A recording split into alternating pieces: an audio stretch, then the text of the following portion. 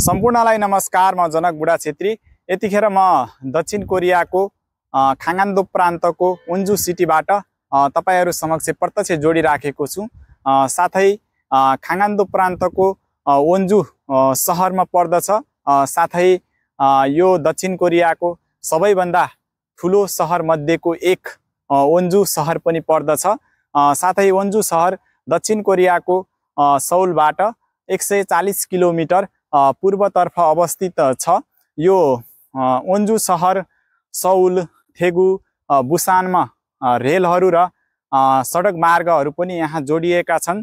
साथै यो शहर प्राकृतिक र सांस्कृतिक रूपमा पनि भरिपूर्ण रहेको यो शहर पर्दछ।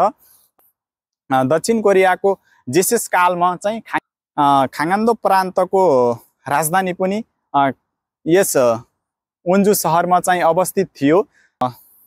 आधुनिक विकाससँगै सांस्कृतिक रूपमा चाहिँ यो एउटा घस्रन मिश्रण भएको पनि यहाँ देखिन्छ। साथै यो आसपासका क्षेत्रहरूमा चाहिँ वन जङ्गलहरू, पहाडहरू पनि यहाँ अवस्थित छन्। यो वोन्जु शहरमा चाहिँ ट्रेकिङ, हाइकिङ लगायत पर्यटकीय रूपमा चाहिँ भरिपूर्ण रहेको यो वोन्जु शहर पर्दछ। यहाँ पर्यटकहरू धेरै आउने र यहाँका पार्कहरू लगायत हरेक दृष्टिकोणले भरिपूर्ण रहेको यो शहर चाहिँ अवस्थित छ।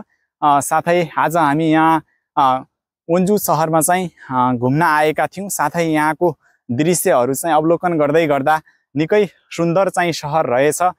साथै यहाँ ट्रेकिङ लगायत हाइकिङ पार्कहरू थुप्रै भएको यो ठाउँ पर्दछ र यहाँको चाहिँ प्राकृतिक र सांस्कृतिक रूपमा पनि यो क्षेत्र चाहिँ मिश्रण रहेको यो वोन्जु शहर चाहिँ पर्दछ। यतातिर चाहिँ दक्षिण कोरियाको सबै भूभागमा चाहिँ समानुपातिक रूपमा विकास भइरहेको चाहिँ हामीले देख्न पाइन्छ।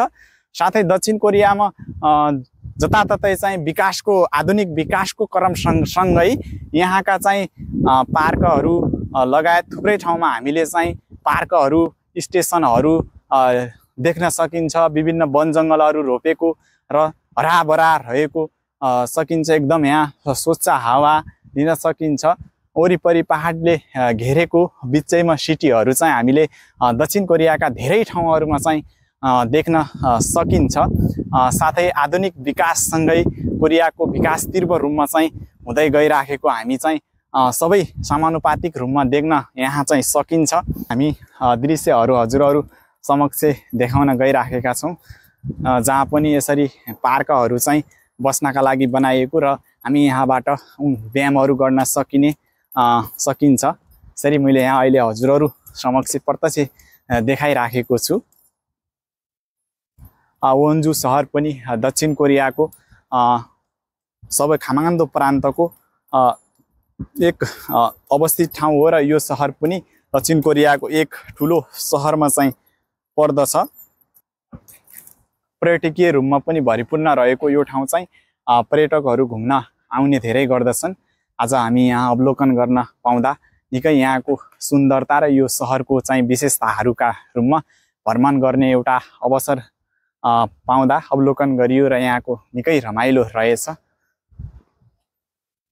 तपाईहरुलाई कस्तो लाग्यो चाहिँ यो भिडियो हेरेर चाहिँ आफ्नो केही प्रतिक्रियाहरू दिनुहोला। सम्पूर्णलाई धन्यवाद। नमस्कार।